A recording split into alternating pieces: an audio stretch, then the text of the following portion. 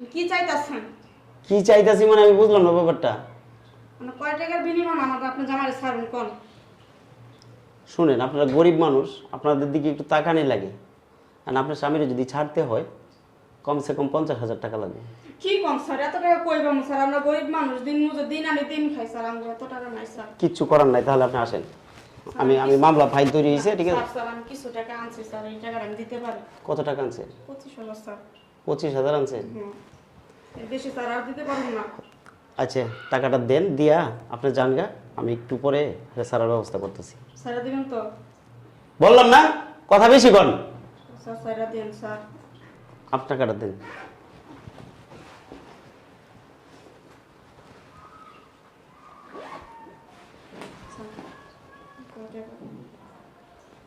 কি 25,000? বাহ বাহ বাহ, খুব সুন্দর কাজ স্যার। আপনাদের কি লাজ লজ্জা কিচ্ছু নাই? হ্যাঁ, আপনারা এখানে?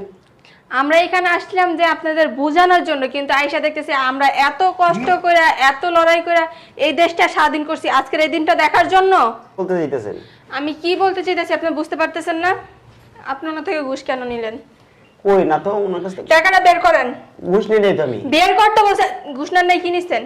মুরব্বি ওই যে আপনার পিছনে কি ওটা বের করেন বের করেন বের করেন। ওই হালাতি ছিল এই টাকাটা। আচ্ছা আপা আপনিই বলেন। আপা আমরা দিন মজুর, আমার স্বামী কাঁচামালের ব্যবসা করে, রোডে ভ্যান গাড়িতে মাল বেচে। এই আমার জামাই মিথ্যা মামলা দিয়ে আপা লয়ে আইছে। আমার জামাই বলে এবার ব্যবসা করে। কোন আমার জামাইরে ছাড়বো 50,000 টাকা আছে। আমি এত টাকা কই পাবো? কোন আমি গরিব মানুষ, আমি প্রোগ্রাম করে মাত্র 25,000 টাকা ঘুষাই লয়ে আইছি। এটা টাকা দিছি। ওনার টাকা ওনারে ফেরত দেন।